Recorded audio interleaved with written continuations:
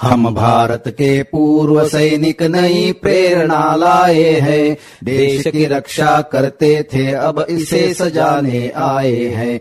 वंदे मातरम, वंदे मातरम। त्यांच्या रोमारोमात भिनली आहे देशभक्ती. त्यांचं उभरतं तारुण्य खर्च झालंय देशसेवेमध्ये. मंडळी, त्या काळात अहोरात्र प्रत्येक ऋतूत डोळ्यात तेल घालून त्यांनी केलंय भारताच्या सीमांचं रक्षण. युद्धजन्य परिस्थिती असो की नसो, शत्रूवर त्यांनी सतत ठेवला अंकुश. बर्फ की चोटी तपती रेती, सागर हो या हो खाई, शत्रुपोत और टैंक विमानों की देखो शामत आई। भारत के जल थल नभ सारे सदा बचाते आए हैं, देश की रक्षा करते थे अब इसे सजाने आए हैं। वंदे मातरम, वंदे मातरम। असे आपले तीनही दलाचे सैनिक, अधिकारी. खरंच आपल्या सगळ्यांनाच त्यांच्याबद्दल किती अभिमान वाटतो. ही मंडळी जेव्हा निवृत्त होऊन सिव्हिल लाईफ जगायला लागतात ना, तेव्हा सुद्धा त्यांच्या रक्तामध्ये भिनलेलं हे देशप्रेम तितकंच जागृत असतं. खरं तर भारतीय सैनिक ही संकल्पना, हा विचार आपल्याला सगळ्यांना समजून घ्यायचा आहे. माजी सैनिक, त्यांच्या सुविद्य पत्नी, त्यांच्या वीरपत्नी, वीरमाता या सगळ्यांच्या अनुभवातून बात मन की सैनिक और परिवार की या खास कार्यक्रमात. चला तर ऐकूया. अपने श्रम अपने पौरुष से सब बाधाएं दूर करे, सद्शिक्षा और सद्विचार से मानवता को पुष्ट करे। महान राष्ट्र था पुनः बनेगा, लक्ष्य यही ले आए हैं, देश की रक्षा करते थे अब इसे सजाने आए हैं। वंदे मातरम, वंदे मातरम। नमस्कार मंडळी, 90.4 ग्रीन FM तुम्ही ट्यून केलेला आहे आणि तुम्ही आता ऐकताय बात मन की सैनिक और परिवार की. तुम्हाला थोडीशी शंका येईल की आज मेधाचा आवाज कसा काय, कारण veteran group captain Shrikant Walwadkar sir हे अनेक जे वेटरन इथे येतात, माजी सैनिक येतात, त्यांची फॅमिली येते, त्यांना बोलतं करण्याचं इतकं छान काम सर करत असतात. आणि आज मी इथे कशी असा प्रश्न पडला असेल तर आतापर्यंत जवळजवळ 50 माजी सैनिकांना आणि त्यांच्या परिवारांना आपण इथे आमंत्रित केलेलं होतं. त्यांना सरांनी बोलतं केलं, त्यांचे सगळे आयुष्यातले अनुभव त्यांनी आपल्याशी खूप छान पद्धतीनं शेअर पण केले. आणि त्यातून आपल्याला लक्षात आलं की एक सैनिक जो घडतो तो कशा पद्धतीनं घडतो, आपल्या देशाप्रती त्याच्या मनामध्ये, म्हणजे देशाची सेवा करत असताना त्याच्या मनामध्ये काय भावना असतात, आणि रिटायरमेंट नंतर सुद्धा देशसेवेचं जे त्याच्यामध्ये ब्रीद असतं ते त्याच्या आयुष्यात तसंच असतं आणि तो कशा पद्धतीनं काम करतो, ह्या सगळ्या गोष्टी आपल्याला सरांनी जेव्हा त्यांच्या मुलाखती घेतल्या होत्या तेव्हा समजल्या होत्या. सरांनी इतक्या जणांना बोलतं केलं, पण त्यांच्या आयुष्याबद्दल आपण जाणूनच घेतलेलं नाहीये. तर ते काम करायला आज मी इथे आलेली आहे आणि आज त्यांच्याशी आणि त्यांच्या सुविद्य पत्नी त्या दोघांशीही आज मी भरपूर मनमोकळ्या गप्पा मारणार आहे. तर आज आपल्या स्टुडिओमध्ये स्वतः वीरांगना सौ स्नेहा आणि veteran group captain Shrikant Walwadkar sir दोघंही आलेले आहेत. दोघांनाही मनापासून नमस्कार आणि तुमचं खूप मनापासून स्वागत सुद्धा. Thank you ma'am. आता सर, तुम्ही अनेकांना बोलतं केलं या माध्यमातून. खरंच हा एक अनुभव, आपण त्याबद्दल तर बोलणारच आहोत, पण इतक्या जणांना बोलतं करताना एक गोष्ट लक्षात येत होती की जेव्हा सैनिकाचं बालपण किंवा त्याचं शिक्षण चालू होतं त्या काळात कुठेतरी त्याच्या मनामध्ये एक छोटीशी ठिणगी पडलेली होती की पुढे जाऊन आपणही देशसेवेला वाहून घ्यायचंय. तुमच्या बाबतीत काय घडलं, म्हणजे तुमचं बालपण कुठे गेलं, सराउंडिंग कसं होतं, घरातलं वातावरण कसं होतं, ते नक्की आम्हाला ऐकायला आवडेल. नक्की नक्की. इट्स अ ब्युटिफुल फिलिंग की इथं या खुर्चीवर बसून तुमच्या प्रश्नांना उत्तर देणं. It's nice. Thank you very much. हा कार्यक्रम आपण भारतामध्ये पहिल्यांदा करण्यात आला, म्हणजे आणि 90.4 ग्रीन FM आणि अखिल भारतीय पुरसैनिक सेवा परिषद यांच्या संयुक्त विद्यमान आपण करत आहोत. आणि 6 जानेवारीला पहिला एपिसोड झाला, बरोबर, आणि आता हा शेवटचा एपिसोड आहे. तर माझं बालपण सांगायचं म्हणजे माझे वडील श्री बाळकृष्ण प्रल्हादराव वालवडकर हे वकील पण होते आणि फ्रीडम फायटर पण होते. ग्रेट. आणि वकिलीत मन रमलं नाही, मग ते शिक्षक झाले. बर. माझी आई पण शिक्षिका होती. Very challenging background, you can say lower middle class family असणार आहे, परंतु हे जे देशभक्तीचं ही संपत्ती मला जी मिळाली आहे ती वडिलांकडून वडिलोपार्जित संपत्तीमध्ये मला मिळालेली असं मी म्हणू शकतो. अच्छा. शेवटी देश प्रथम, देश महत्वाचा की भाई. आहे. देशाला स्वातंत्र्य मिळवण्यासाठी त्यांनी जे बलिदान केलं किंवा आम्ही जे सफर केलं त्या ह्याच्यामध्ये, तर त्यातून एक आले संपत्ती मिळाली. वडिलोपार्जित संपत्तीने वडिलांनी काय दिलं तर हे दिलं असं म्हणता येईल मला. आणि फॉर्च्युनेटली खुलेश्वर विद्यालय अंबेजोगाई तिथे माझं 10वी पर्यंत शिक्षण झालं. मग सायन्सला मी ऍडमिशन घेतली योगेश्वरी महाविद्यालय, तिथे BSc माझं झालं. आणि आय वॉज व्हेरी फॉर्च्युनेट की अगदी लहान वयात मला 5वीमध्ये ऍडमिशन देता मिळाली. आणि त्यानंतर मग मी I was ahead of time always. अच्छा. 19.5 वर्ष माझं BSc झालं. ग्रेट. आणि माझ्या मावस भावाने मला मुंबईहून ऍडव्हर्टाइजमेंट पाठवली की तू फर्स्ट क्लास ग्रॅज्युएट आहे आणि एअरफोर्समध्ये इंटरेस्ट असेल तर तुम्ही अप्लाय करा. बर. आणि त्याप्रमाणे मला कॉल पण आला. मी अप्लाय केलं. काही कल्पना नाही एअरफोर्स काय असतं, तिथे काय काय प्रकारचे ब्रँचेस असतात, काहीच कल्पना नाही. मी अप्लाय केलं. ऍडमिनिस्ट्रेशन ब्रँच आणि लॉजिस्टिक्स दोन्ही ब्रँच त्याचं होतं सिलेक्शन. मग वाराणसीहून मला पत्र आलं की तुम्ही तुमचं शॉर्टलिस्ट झालेलं आहे आणि वाराणसीला SSBला या. SSB म्हणजे सर्व्हिस सिलेक्शन बोर्ड. हा 5 दिवस तुमच्या पर्सनॅलिटी टेस्ट असते. सायकोलॉजिस्ट, त्यानंतर ग्रुप टेस्टिंग ऑफिसर आणि इंटरव्ह्यूइंग ऑफिसर, म्हणजे तुमचं कम्युनिकेशन स्किल, त्यानंतर सायकोलॉजी तुमची, म्हणजे सायकोलॉजिकली किती स्ट्रॉंग आहात तुम्ही, आणि ग्रुपमध्ये तुम्ही कसं काम करता, लेटरल कम्युनिकेशन तुमचं, सिनियर असल्यावर त्यांच्याशी कसे वागता, ज्युनियरशी कसे वागता, हे तिथं तुमच्याकडून तुमच्या ट्रेट्स बघतात, पर्सनॅलिटी ट्रेट्स. आणि आय वॉज व्हेरी फॉर्च्युनेट, म्हणजे माझ्या बॅचमध्ये I was youngest to join. मग चेस्ट नंबर तुम्हाला वयाप्रमाणे मिळतो. आणि मग आम्ही 60 जण होतो आमच्या बॅचमध्ये. तर त्यामध्ये मग चेस्ट नंबर 1 माझा होता. त्यातून 5 जण सिलेक्ट झालो, रेकमेंड झालो. रेकमेंड काय की तुम्ही मेडिकल फिटनेस चेक करायचं. त्यानंतर मग त्यानंतर मेडिकलसाठी दिल्लीला गेलो. काही कल्पना नाही, परंतु जिद्द होती, काहीतरी करण्याची वृत्ती होती. हे सगळं पर्सनॅलिटी डेव्हलप झाली. आमच्या आईवडिलांना मी आभार मानतो की त्यांनी मला घडवलं तसं. घडताना ते टक्के टोणपे बसतात त्यावेळी वाईट वाटायचं. पहाटे उठून व्यायामाला घेऊन जायचे वडील. हे सगळं झालं आमचं. आणि अभ्यासातही कमी नव्हतो. आणि त्याप्रमाणे मग सिलेक्शन झालं. आणि फायनली जेव्हा त्यांचा कॉल आला त्यावेळी कळलं की यार काहीतरी इंटरेस्टिंग आयुष्यात घडत आहे. आणि त्याचं लाईफ टर्निंग, म्हणजे पूर्ण आयुष्य बदललं माझं. एअरफोर्स अकॅडमीमध्ये 1 वर्ष ट्रेनिंग झालं आमचं ऍडमिनिस्ट्रेशन ब्रँचमध्ये. त्यानंतर मग ATC air traffic control, radar controlling आम्ही शिकलो होते. विमानांचं कंट्रोलिंग करणं व्हेरी इंटरेस्टिंग थिंग आहे. आणि मग 28 मे 83ला आम्हाला कमिशन मिळालं ऍज अ पायलट ऑफिसर. त्यावेळी रँक पहिली होती pilot officer. Pilot officer rank म्हणजे तो फ्लाईंग करतो असं नाहीये. प्रत्येक ह्याच्यामध्ये टेक्निकल ऑफिसर असेल, नॉन टेक्निकल असेल किंवा फ्लाईंग ब्रँच ऑफिसर असेल, प्रत्येकाची पहिली रँक आमच्या वेळी पायलट ऑफिसर होते. आणि आता ती पायलट ऑफिसर त्यांनी खतम करून फ्लाईंग ऑफिसर पहिली रँक मिळते. कमिशन ऑफिसर म्हणजे काय तर तुमचं appointment letter is signed by president of India by name. Great. ही इज्जत आहे माझी. म्हणजे as a commission officer you feel you are something different आणि you have to be different. म्हणजे त्या ट्रेट्स ते चेक करतात. आणि त्यानंतर 1 वर्षानंतर तुम्ही त्या कॅपेबल बनता कमिशन ऑफिसर की जिथं प्रेसिडेंट ऑफ इंडिया तुम्हाला अपॉइंटमेंट देऊ शकतात. That is what is important. आणि त्यात ते वाक्य शब्द पण every word is like a diamond. ते म्हणतात की मैं भारत का राष्ट्रपती, आपकी वफादारी, साहस, सदाचार, 3 गोष्टी. वफादारी, प्रामाणिकपणा, साहस, करेज, हिम्मत, कॉन्फिडन्स, आणि तिसरं म्हणजे सदाचार, सदा सर्वदा चांगला आचार पे विशेष आस्था और विश्वास रखते हुए आपको भारतीय हवाई दल में पायलट ऑफिसर पद में नियुक्त करता हूं. हे जेव्हा प्रेसिडेंट मला म्हणतात सन्मान येतो, इज्जत आहे माझी ते. आणि मग यू फील. आणि 144 कोटी भारतीयांना जेव्हा प्रेसिडेंट मला म्हणतात ते मत असलं पाहिजे. माझं आयुष्य पण महत्वपूर्ण होतं, मिनिंगफुल राहतं. म्हणजे मृत्यूमुळे तुमच्या जीवनाला अर्थ मिळतो. हे फार, म्हणजे मृत्यूला पण काहीतरी अर्थ आहे ना. म्हणजे माझ्या देशासाठी मी काम करत असताना समर्पित झाले. आणि मी काय म्हणतो की आज मी माजी सैनिक आहे कारण शहीद सैनिक नाहीये. सिंपल, साधी सरळ गोष्ट. शहादत मिळालं असतं काय उत्तम, बेस्ट. याच्यापेक्षा चांगलं काही आयुष्यात घडूच शकत. रिटायरमेंट नंतर सुद्धा तुमच्या हातून बरंचसं काम घडतंय आणि तेही नक्कीच सगळ्यांना प्राऊड फिलिंग करणार आहे असं म्हणायला हरकत नाही. आता कॉलेजमध्ये असताना सुद्धा किंवा BSc करत असताना सुद्धा म्हणजे तुमच्या डोक्यात असं काही होतं की बाबा आपलं ग्रॅज्युएशन झालं त्या काळातलं तरी की नोकरी घ्यायची, मग एक छोटी फॅमिली असेल आपली, आपलं घर, छान असं एक स्वप्न असतं, तर असं काही स्वप्न तुम्ही बघितलं होतं की मग एअरफोर्समध्ये तुम्हाला संधी मिळाल्यावर मग तुमचं स्वप्न बदललं, असं काही झालं? म्हणजे कधी असा विचार आलाच नाही मनामध्ये अच्छा. की आपल्याला हे केलं पाहिजे. फक्त एक होतं की भाभा ॲटॉमिक रिसर्च सेंटरमध्ये मी इंटरव्ह्यूसाठी गेलो होतो, पहिला इंटरव्ह्यू बीएससी नंतर, आणि तिथे माझा कल्पना होती की मला पीएचडी करायचंय. आणि आमचा एक वडिलांच्या मित्राचा मुलगा इस्रोमध्ये होता. बर.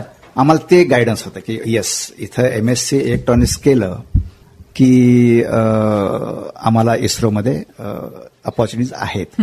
दुर्दैव काय माहिती का, की खेड्यामध्ये किंवा लहान गावांमध्ये हे माहीत नाहीये मुलांना किंवा मुलींना माहीत नाही. एखादा त्या मार्ग गेला की मग सगळे त्याच मार्ग. मला आठवतं मी कमांडर सैनिक स्कूलमध्ये होतो, मुलं अगदी तगडी जवान, म्हणजे एनर्जी देशाची, व्यायामाला यायची तिथे पहाटे सैनिक शाळेच्या ग्राउंडवर. तर त्यांना विचारलं की काय बनायचं तुम्हाला, त्यांना एकच माहिती, पोलीसमध्ये जायचं. दुसरं माहीत नाहीये त्यांना. Exactly. कमी काहीच नाहीये. तर तसंच माझं पण त्याच वातावरणात. आणि त्यानंतर मग हे जेव्हा झालं, भावाने मला पाठवलं आणि मी अप्लाय केलं आणि सिलेक्ट पण झालो. मग मला काय, इफ आय कॅन डू दिस, मी करू शकतो, कुणी पण करू शकतं. तर त्यांना योग्य वेळी योग्य मार्गदर्शन दिलं की दे विल डू वंडर्स, आणि देशाची संपत्ती. नक्कीच.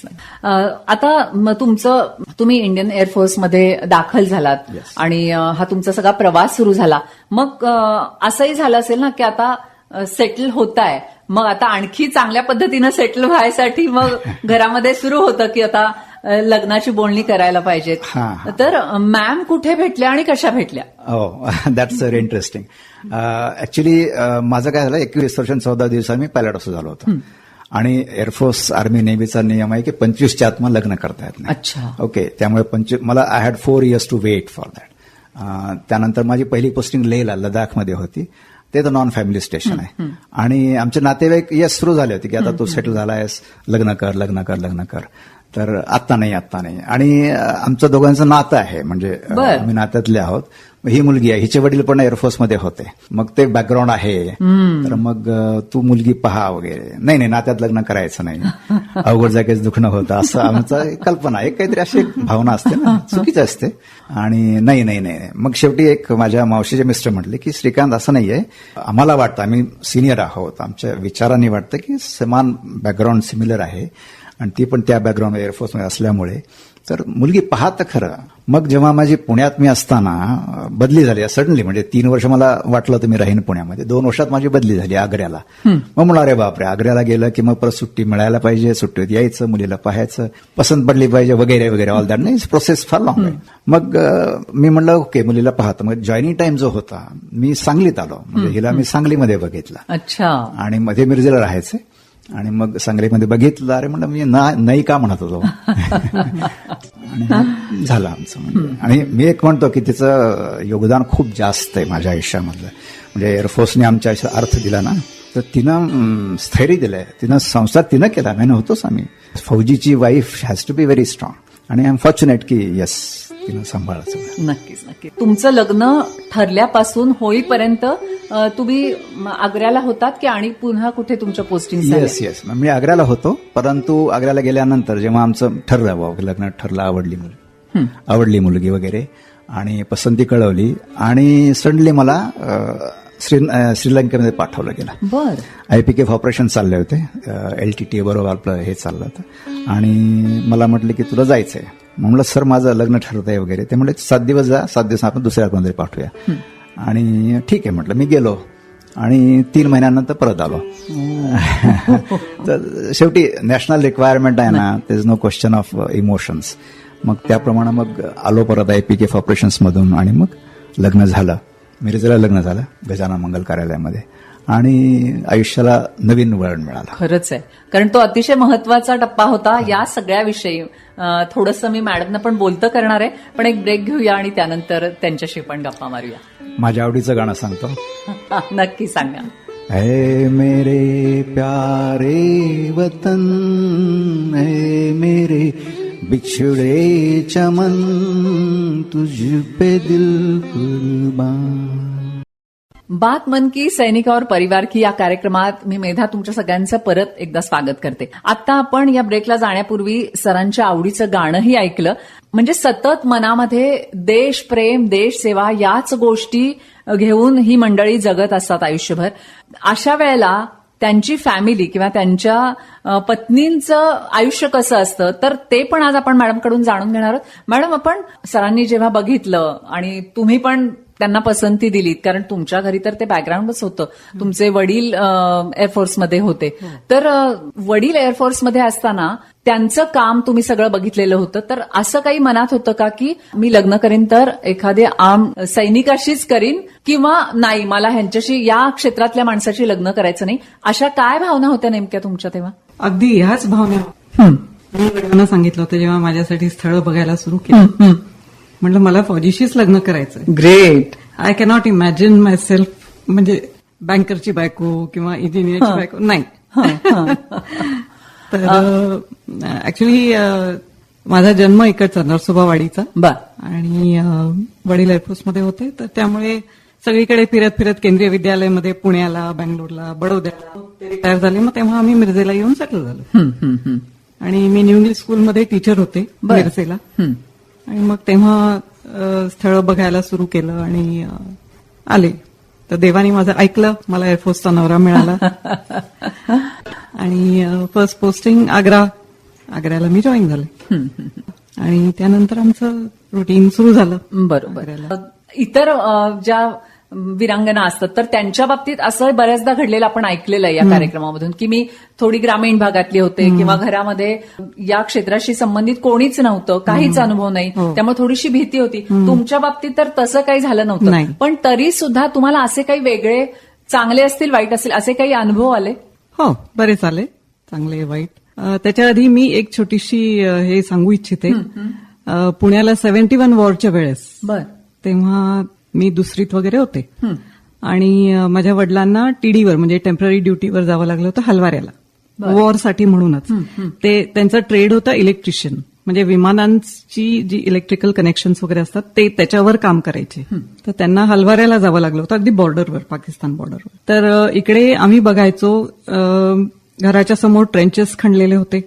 रात्री सायरन झाला की आम्ही सगळे त्या ट्रेंचेसमध्ये जाऊन लपून बसायचो. आणि घराच्या सगळ्या खिडक्या, काचा सगळं काळं पेंट केलेलं होतं, सगळं ते केलेलं होतं. आणि रात्री म्हणजे अजिबात लाईटची तिरीप बाहेर नाही जायला पाहिजे वगैरे असे सगळे इन्स्ट्रक्शन्स होते. तर आम्ही सगळी लहान मुलं शाळेतून येता येताच दुपारी आम्ही आमचं बुकिंग करायचो, ह्या ट्रेंचमध्ये आज मी बसणार आहे रात्री सायरन वाजल्यावर वगैरे असं. तेव्हा काही सिरियसनेस काहीच माहिती नव्हतं, वॉर म्हणजे काय आणि काय चाललंय वगैरे काहीच माहिती नव्हतं.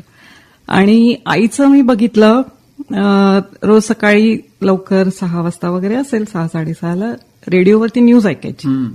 सगळे ते वॉरचे सगळे ते सांगायचे, एकच होतं ते, आणि न्यूजपेपर होते. तर ते तर नंतर यायचा पेपर, पण ती तेव्हा म्हणजे आता मला जाणवते टेन्शन होतं तिला खूप. एक्झॅक्टली. तेव्हा ते शहीदांची लिस्ट वगैरे सांगायचे, आणि मग नंतर मग एकदम इज होऊन जायची, आणि मग म्हणायची चला आता शाळेला जायचंय, तयार होऊया वगैरे. आणि ही पण यायची, कमांडिंग ऑफिसरची बायको, ती पण यायची, म्हणजे कोणी शहीद झालेले असतील तर त्यांची ती न्यूज घ्यायची. तर ते खूप म्हणजे तो सगळा प्रसंग त्या दृष्टिकोनातून खूपच हॉरिबल होता. हो. तर आग्र्याला मी जॉईन झाले, आणि सुरुवातीला मला एक छोटंसं क्वार्टर मिळालं होतं, 2 रूम्सचं. तर this is what armed forces teaches us, to adapt ourselves. म्हणजे छोट्याशा 2 रूमच्या घरात पण राहू, मोठ्या मोठ्या 6-6 खोल्यांच्या ह्यूज क्वार्टर्स, म्हणजे एकमेकांना बोलवायला हे करायचं, हाक मारायचं जोर जोरात. मोठ्या मोठ्या गार्डन्स पाठीमागे पुढे, असं सगळं अडॅप्टेबिलिटी खूप वाढते. नक्कीच. तुम्हाला मुली पण झाल्यानंतर तर ते आयुष्य कसं होतं, कारण तुम्ही जे बालपण आईबरोबर जगलेला होतात, तर तुम्हाला तुमच्या मुलींबरोबर जगताना ते सगळं आठवून थोडंसं सुसह्य होत होतं त्यांना ट्रेन करताना, किंवा काय अनुभव होते त्यावेळेचे तुमचे? हो, खूपच सुसह्य होत होतं. कारण एक तर माझं टीचर्स ट्रेनिंग पण झालेलं आहे, मग आसपासच्या बायका जॉब वगैरे करायच्या, मग मी पण टीचिंगमध्ये लागले, मग मुलींनाही बरोबरच घेऊन जायचं शाळेमध्ये वगैरे. इट वॉज एन्जॉयबल, त्याबद्दल काहीच प्रश्न नाही. बरोबर. आणि असं व्हायचं की तुम्ही मुलींना घेऊन क्वार्टरमध्ये आहात आणि सर कुठेतरी बाहेर आहेत ऑन ड्युटी, कुठेतरी बॉर्डरवर वगैरे जावं लागलंय, असं कधी झालंय? असे काही अनुभव आले? खूपदा झालं, दिल्लीला एस्पेशली. छोटी मुलगी अगदीच केजी मध्ये वगैरे होती, नर्सरीमध्ये, आणि ह्यांना टीडीवर जावं लागायचं सारखं जम्मू अँड काश्मीर एरियामध्ये. म्हणजे सांगायचं की 4 दिवस जातोय पण जायचं 8-8 दिवस 15-15 दिवस वगैरे असं. तर आम्ही तिघीच घरामध्ये आणि हे गेले की त्या दिवशी धाकटीला ताप यायचा. मग डॉक्टर म्हणाले की दिस जनरली हॅपन्स जेव्हा टीडीवर जातात बाबा. तर चिल्ड्रन मिस द फादर पण त्यांना बोलता येत नाही सांगता येत नाही. तर दिस इज व्हेरी नॉर्मल म्हणाले काही काळजी करू नका शेल बी ओके. कसं असतं ते दिवस कसे असतात म्हणजे आपण तुम्ही सगळ्या या आर्म फोर्सेसच्या पत्नी ज्या असतात तर त्यांना थोडंसं असं 2 ह्याच्यात स्वतःला विभागावं लागतं कारण मुलांना समाजाला दाखवताना तुम्ही खूप धैर्यवान आहे मी असं दाखवता पण मनामध्ये थोडीशी भीती घेऊन तुम्ही वावरता. कसं असतं ते म्हणजे द्विधा मनस्थिती असते ऍक्च्युली आणि खोटा चेहरा घेऊन त्यावेळेला काही काळ वावरावं लागतं. खूपच असतं. म्हणजे दिल्लीहून यांना जावं लागायचं पंजाबला आणि याला वगैरे. आणि एकदा असंच टीडीवर गेले होते अमृतसरला आणि तेव्हा ते खलिस्तान वगैरेचं खूप चाललेलं होतं. तर रात्री ह्यांच्या मित्राचा मला फोन आला की श्रीकांत को मैंने चढ़ा दिया है ट्रेन में अँड हिल रीच अराउंड 12-12:30 वगैरे. म्हटलं ठीक आहे. मी वाट बघत बसले. पत्ताच नाही आणि तेव्हा मोबाईल्स वगैरे नव्हते. बरोबर. तर पहाट झाली सकाळ झाली तरी पत्ता नाही. म्हटलं बापरे काय झालं आय वॉज ऑन पिन्स. मग काहीतरी सकाळी 8-9 वाजता हे आले. म्हटलं काय झालं तर म्हणे काही नाही ते ऍक्च्युली 2 ट्रेन्स तिथे उभ्या होत्या आणि चुकून मी दुसऱ्या ट्रेनमध्ये चढलो आणि आय वेंट टुवर्ड्स नॉर्थ. मित्राशी गप्पा मारता पण खूप टेन्शन आलं होतं. नक्कीच. खरंच म्हणजे या ऑफिसर्सच्या किंवा या सगळ्या म्हणजे तुमच्या वीरांगनांचीच एकूण मनस्थिती खूप वेगळी असते. ते आता तुमच्या चेहऱ्यावरून मला जाणवते की तुमच्या डोळ्यात नकळत अश्रू येतात त्या आठवणी तुमच्या जागवत असताना. खरंच मंडळी आपण खूप आरामात आयुष्य आपलं जगत असतो आणि इतकं निवांत आयुष्य जगत असतो कारण आपल्यासाठी हे सैनिक अहोरात्र देशप्रेमानं भारावलेले असतात आणि आपल्या देशाचं संरक्षण करण्यासाठी अहोरात्र झटत असतात असं म्हणायला काही हरकत नाही. आता आपण थोडंसं सर तुमच्याकडे वळणार आहे पण मॅडमच्या आवडीचं एक गाणं ऐकूया आणि मग सरांकडे वळूया. काय कोणतं गाणं ऐकायला आवडेल? साथी हात बढाना. ओके. खूप छान गाणं आहे. खूप छान गाणं आहे. ऐकूया. 90.4 ग्रीन FM. सुनो ग्रीन राहो एव्हरग्रीन. तर ब्रेक नंतर तुमच्या सगळ्यांचं मंडळी पुन्हा एकदा स्वागत आहे बात मन की सैनिक और परिवार की या कार्यक्रमात. मंडळी भीतीलाही भीती वाटे असा ज्यांचा दरारा शत्रूच्या प्रत्येक हालचालीला जबाब देती करारा अशी ही सगळी मंडळी असतात आणि आज आपल्याबरोबर त्यातलेच एक इंडियन एअरफोर्स मधले veteran group captain Shrikant Palwadkar sir आहेत. त्यांच्याशी आपण गप्पा मारतोय. सर आता मॅडमनी त्यांचे अनुभव खूप असे गलबलून आलं होतं त्यांना हे सगळे सांगताना. तुम्ही म्हणालात मगाशी की आम्ही सैन्यामध्ये काम करतो आमच्या ड्युटीज बजावतो त्यावेळेला आम्हाला घराचं टेन्शन नसतं कारण आमच्या अर्धांगिनी ते खूप पॉवरफुली निभावत असतात सगळं. पण एक असं कधी होतं का की मनामध्ये कुठेतरी घराची आठवण येते किंवा मुलांची आठवण येते मग तिथे थोडीशी द्विधा मनस्थिती झाली असं कधी होतं? म्हणजे असं होतं परंतु काय माहिती का की इमोशन होण्यासारखी परिस्थिती असेल तर इमोशन होता येतं ना. कारण तिथे तुम्ही कामासाठी आहात ना. येस जाणीव आहे की भाई मागे ही माझी पत्नी आहे ती सांभाळणार आहे सगळं सांभाळते कॅपॅबिलिटी आहे पोटेन्शियल आहे आणि she will handle it very well. Okay. आणि हे असं दुरावा नेहमी असतोच. म्हणजे तुम्ही बाहेर कुठे जावं लागलं मग 2 दिवस जायचं म्हणतात तर 1 महिना राहतो. दिस हॅपन्स आणि दे आर युज टू. त्यांना पण ती सवय असते. ओके. पण एखाद्या वेळेस येस कधीतरी वाटतं की यस आपल्याला बोललं पाहिजे.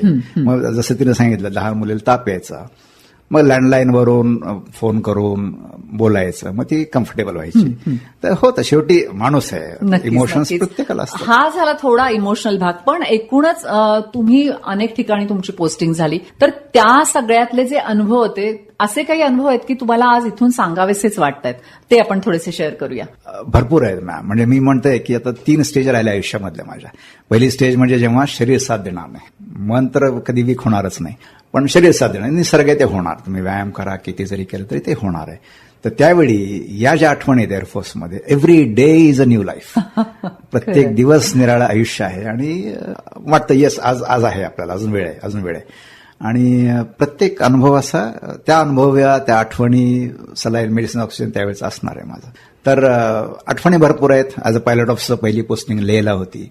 लेहून मग 13 एप्रिल म्हणजे जानेवारी 84ला मी लेहला पोहोचलो. तिथून मग 13 एप्रिल 84ला सियाचीन ऑपरेशन स्टार्टेड आणि it was a good operation.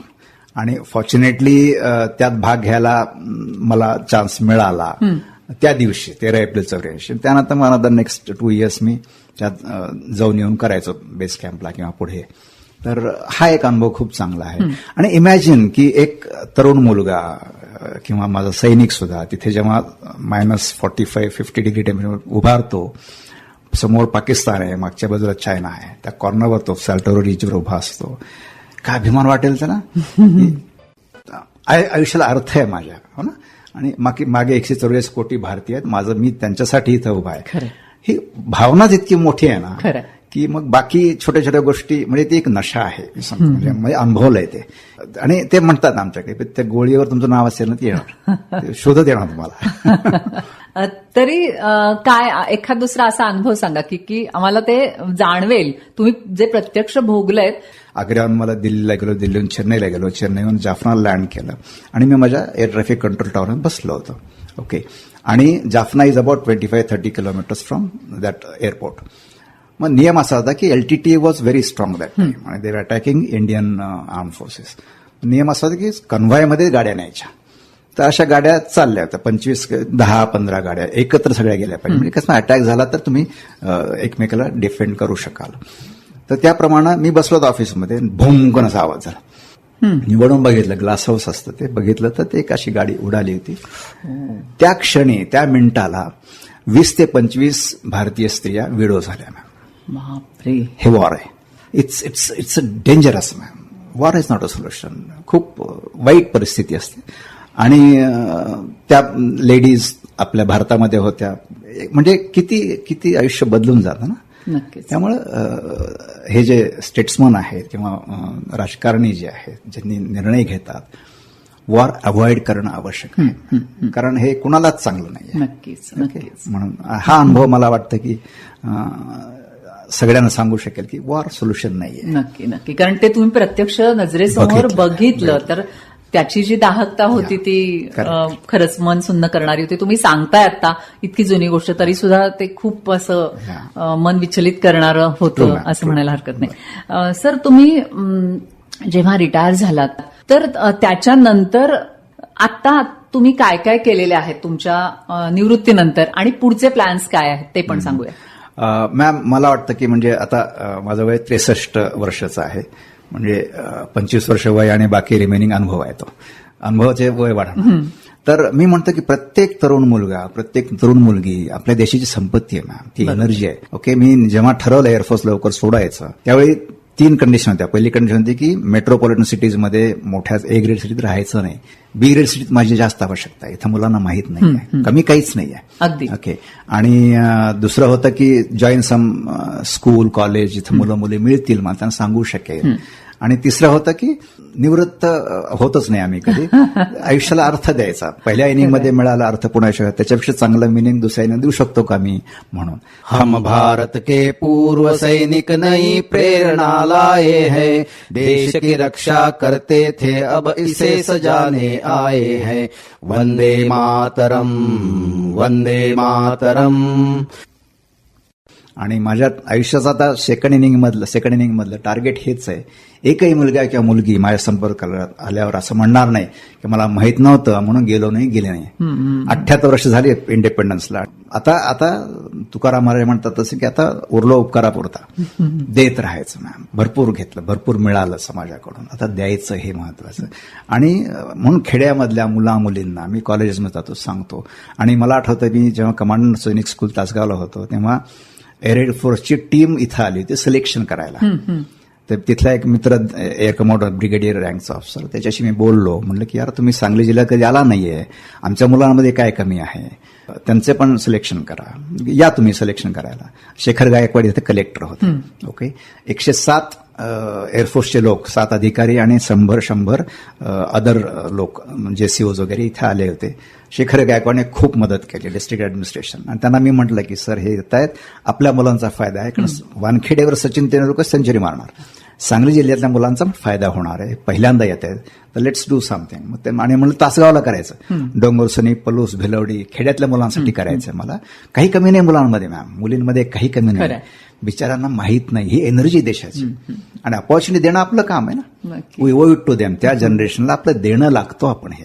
तर 2 ट्रेडचं सिलेक्शन झालं. 7 दिवस हे सगळे ऑफिसर्स इथं होते, आणि 7 दिवस जेव्हा गेले त्यांची पूर्ण, आणि चांगले असं पेटून उठलं होतं. मला आठवतं की आयकन इनचे मॅनेजर, हे ओनर जे आहेत ते मिलिंद खिलारे, त्यांच्याशी मी बोललो. म्हटलं की हे ऑफिसर नाहीये, त्यांचं तेवढं पेमेंट मिळत नाहीये. मग त्यांनी म्हटलं डोंट वरी सर, मी ॲज अ सोशल रिस्पॉन्सिबिलिटी मी हे करतो. अगदी कमी किमतीमध्ये त्यांनी त्या रूम्स दिल्या, म्हणजे 100 लोकांना एका रूममध्ये 2 जण, 50 रूम अँबॅसेडर आणि आयकन इनमध्ये दिल्या. ओके. त्यानंतर सांगली शिक्षण संस्थेने ते शाळा पूर्ण दिली, सगळं फॅसिलिटी दिल्या. तासगावमध्ये सिलेक्शन झालं सिलेक्शन. तर त्या ठिकाणी भारतातलं रेकॉर्ड सिलेक्शन त्यावेळेचं तासगावला झालं होतं. 165 मुलं, काही माहीत नाही. आणि मला आठवतच 90.4 FM मध्ये मुलाखत झाली होती मी आणि 165 मुलं, महाराष्ट्रातून आपण 2,500-3,000 मुलं आली होती. आणि खूप छान झालं मॅम. म्हणजे इथल्या उषा कुत्ते मॅडम म्हणून आहेत, त्या बीपीसीएलच्या इन्चार्ज आहेत. त्यांनी 7 दिवस सगळ्या 107 लोकांचा ब्रेकफास्ट रोज तिथे पोचवला केला.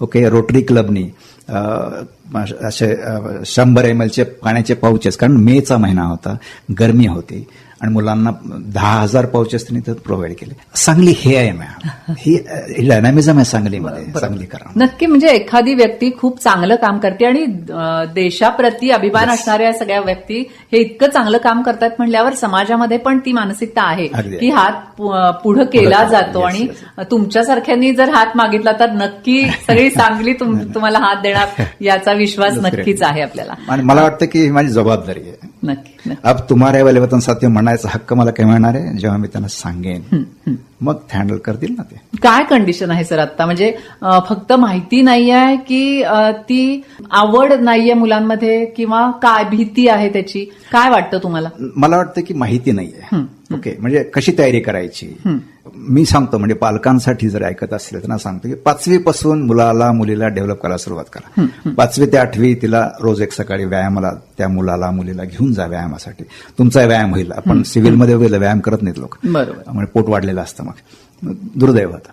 तर व्यायाम 1 तास व्हायला पाहिजे. अवांतर वाचनाची आवड लावा मुलांना मुलींना. अवांतर वाचन खूप आवश्यक आहे. करंट अफेअर्स, कारण ॲज अ डिफेन्स ऑफिसर तुमचा कॅनव्हास मोठा आहे, आणि त्या कॅनव्हासवर इंटरनॅशनल रिलेशनशिप्स असते, तुम्ही ते खेळता आहात तिथे, तर तुम्हाला ती माहिती पाहिजे. अवांतर वाचन खूप आवश्यक आहे. आणि संध्याकाळी 1 तास खेळा.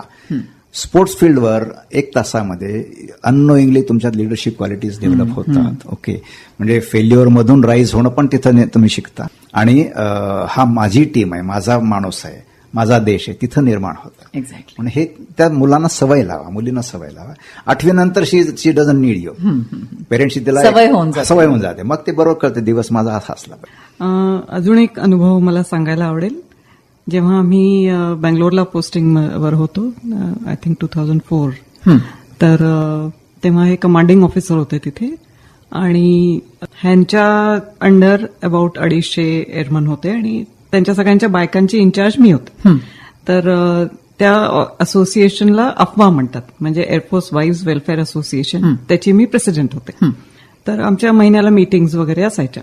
तर तेव्हा सुनामी आलं, आणि सुनामीची बातमी आली रात्री. म्हणजे आम्ही पण बघत होतो, बँगलोरला सुद्धा भयंकर पाऊस होता, अगदी आमच्या वरच्या पायरीपर्यंत पाणी आलं होतं वगैरे. आणि मग बातमी पसरली की सुनामीमुळे हे सगळं होत आहे, आणि अंदमान निकोबारमध्ये जे एअरफोर्स स्टेशन आहे ते अगदी तहस नहस झालेलं आहे, आणि we need to send help ताबडतोब तिथे. मग आमची जी एक्झिक्युटिव्ह कमिटी होती, म्हणजे सीएनसी म्हणतात त्यांना, चीफ इन कमांड वगैरे वगैरे, सगळ्यांची आमची मीटिंग झाली.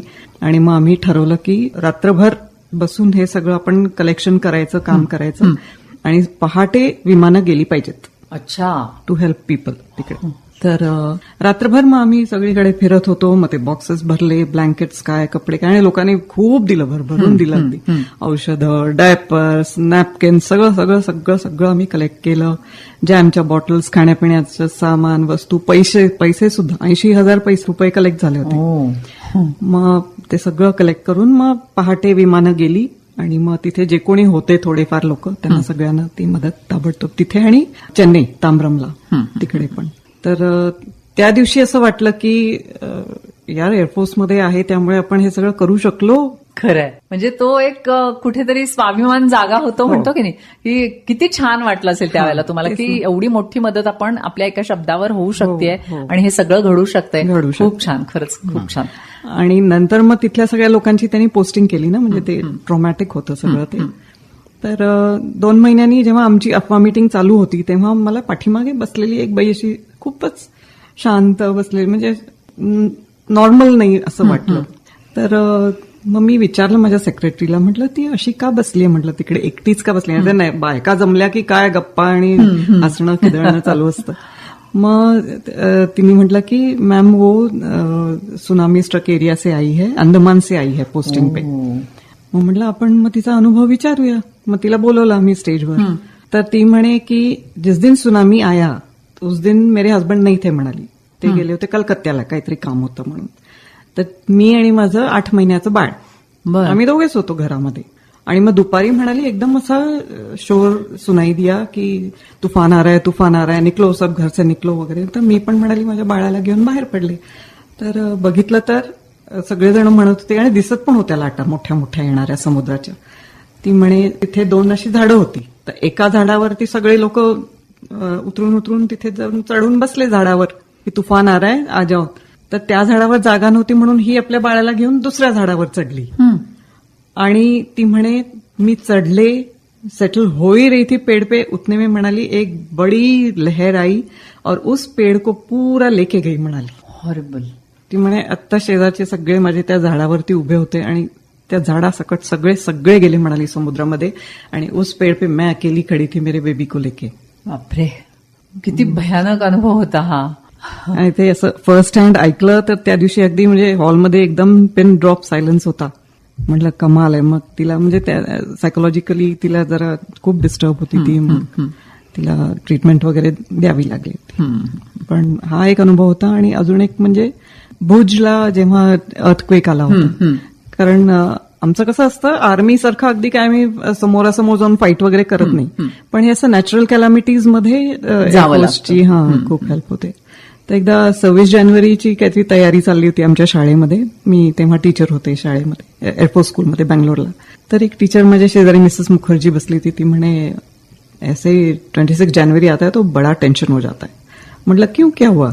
मग ती म्हणे जब अर्थक्वेक आया था तर we were on posting in Bhuj. तर ते अगदी एपिसेंटरच होतं ना ते. तर ती म्हणे 26 जानेवारीला मी 10वीच्या मुलांचा एक्स्ट्रा क्लास घेत होते मॅथ्सचा. आणि मुलं खरं म्हणजे कुरकुर करत होती की नाही मॅम हमें परेड देखनी है टीवी पे वगैरह वगैरह. मग ती म्हणाली की ठीक है हम ब्रेक में थोड़ा सा जाके देख लेंगे, टीवी रूम तो है ही अपने स्कूल में. आणि ती म्हणे मुलं खूपच मागे लागली म्हणून मग आम्ही सगळं तिथे सामान ठेवून टीव्ही रूम मध्ये गेलो, परेड बघत होतो आणि अर्थक्वेक आला. ती म्हणे असं टीव्हीचं ते टेबल चालत पुढे पुढे यायला लागलं. मग तो तिला पिऊन ओरडला की अर्थक्वेक आ रहा है, सब बाहेर निकलो यहाँ से. मग म्हणाली सगळे आम्ही बाहेर पडलो. तिथे लांब एका ग्राउंडमध्ये झाडाखाली उभे राहिलो आणि दिसत होतं सगळं पडतंय, सगळं ते जमीन अशी फाटलीये, रस्ता वगैरे असा फाटला. खूप भयानकच झालं होतं. ती अशी मुलांना घेऊन हडल करून बसलेली होती आणि म्हणाली सगळं जरा शांत झाल्यासारखं वाटल्यावर मग आम्ही आमच्या त्या रूममध्ये जाऊन, क्लासरूममध्ये जाऊन बघितलं तर काही नाही, आमच्या बॅग्स नाही, पर्स नाही, काही नाही, सगळं अगदी जमीनदोस्त झालेलं होतं. खरंच म्हणजे अशा वेगवेगळ्या प्रसंगांना तोंड द्यावं लागतं आणि तिथे तुमची कसोटी लागते आणि त्यातून आपण बाहेरही पडतो. एकूणच सर तुमच्याशी आणि मॅडमशी बोलताना खूप गोष्टी लक्षात आल्या की आपण काम करत असताना जेव्हा आपल्यावर जबाबदारी असते तर त्यावेळेला आपण ती कशा पद्धतीनं निभावतो आणि तुम्ही म्हणालात तसं लिडरशिपचा पण इथे कस लागतो. आणि तुमच्या बोलण्यातनं खरंच नक्की इन्स्पिरेशन मुलांना मिळाली असेल की आपण आपल्या देशासाठी काय करू शकतो आणि आयुष्यभर बरोबर. म्हणजे लिमिट नाही त्याला. नाही. फर्स्ट इनिंग आणि सेकंड इनिंग तुम्ही म्हणालात मगाशी तसं, तर तशा पद्धतीनं आपण करू शकतो आणि हे आपण आर्म फोर्समध्ये जर जॉईन झालो तर नक्की हे करू शकतो. Yes, yes. सामान्य माणसं त्यांच्या पद्धतीनं करत असतीलही, पण तुमच्यासारखी जी मंडळी आहेत तर ती जास्त चांगल्या पद्धतीनं समाजाला एक ध्येय देतात, समाजाला एक चांगली वाट दाखवतात आणि हे सगळं सुरू आहे. आणि खरंच आजचा हा आपला कार्यक्रम न संपणार आहे खरं, पण शेवटी आपल्याला टाइम बाइंडिंग आहे, आपल्याला आपल्या गप्पा थोड्याशा थांबवाव्या लागतील. आणि एकूणच या 50 एपिसोड्समधून लिसनर्सना आमच्या सगळ्या लक्षात आलं की काय आहे भारतीय सैनिक, भारतीय जवान नेमका काय आहे, कसा आहे त्याचं आयुष्य आणि कसा तो आयुष्यभर आपल्या देशासाठी स्वतःला समर्पित करून आपलं आयुष्य जगत असतो. तुम्ही दोघांनी इथं येऊन आपले अनुभव सांगितलेत. खरं तर ग्रीन एफएमच्या माध्यमातून दोघांचे मी खूप खूप आभार मानते. आणि कुठेतरी असं वाटतंय की हा कार्यक्रम थांबायला नको. आपण शक्य झालं तर पुन्हा नव्यानं बात मन की सैनिक और परिवार की काही ठराविक दिवसानंतर सुद्धा आपण पुन्हा सुरू करू शकतो आणि नेहमीप्रमाणे तुम्ही त्याचं अँकरिंग कराल असं मी तुम्हाला सांगते. मला एक 90.4 मुलींना मेसेज द्यायचा आहे, हां. खास करून मुलींना द्यायचा आहे. जेव्हा मी लहान होते तेव्हा मी माझ्या वडिलांना सारखी म्हणायची की आम्हाला का तुम्ही घेत नाही एअरफोर्समध्ये, हां, हां. पण तेव्हा तर ते नव्हतंच. पहिली बॅच जेव्हा आली ती होती 93-94 मध्ये आणि आम्ही जोधपूरला होतो. तर एक मिनी अगरवाल म्हणून आली होती, ऍडमिन ऑफिसर होती, इतकी स्मार्ट होती, युनिफॉर्म मध्ये त्या मुली इतक्या स्मार्ट दिसायच्या. मग आय विश म्हणजे महाराष्ट्रीयन मुली जरा कमी असतात ह्याच्यामध्ये, तर सगळ्यांनी जरा हिंमत करून जायला पाहिजे. येस, ट्रेनिंग वगैरे थोडं टफ असतं, सगळं हे असतं, पण मग काय सोपं आहे? इंजिनिअरिंग पण सोपं नाहीये, मेडिकल पण सोपं नाहीये, काहीच सोपं नाहीये. आणि तुम्हाला इथे युनिफॉर्म घालायला मिळतो, त्याच्यानेच एवढं प्राईड वाटतं, अभिमान वाटतो अगदी. प्लस तुम्हाला व्यवस्थित पगार मिळतो, सगळं देशभर काय जगभर फिरायला मिळतं. खरंय. तर it really changes your outside totally. तर thank you very much 90.4 thank you very much. मी स्पेशल थँक्स म्हणू शकतो 90.4 green FM, Rupa Patil ma'am, Shivajirao Mohite आणि आपली सगळी टीम ही एक तुम्ही एक प्लॅटफॉर्म दिला आम्हाला. आणि तुमच्या म्हणजे 90.4 ग्रीन एफएमच्या शिल्पेच्या नक्कीच मानाचं मुदपीस Yes, yes, खोललं नक्की. गेलेलं आहे. Feather in the cap कारण अशा सैनिकांबरोबर जी झालेली बातचीत आहे ती आमच्या रेडिओवरून प्रसारित झाली याचा आम्हाला नक्की अभिमान आणि आहे. भारतात पहिल्यांदा. अगदी अगदी. त्यामुळं खूप स्पेशल Yes, yes. ही गोष्ट आहे आमच्या रेडिओच्या बाबतीत असं म्हणायला हरकत. Thank you ma'am, thank you. Thank you very much. Thank you.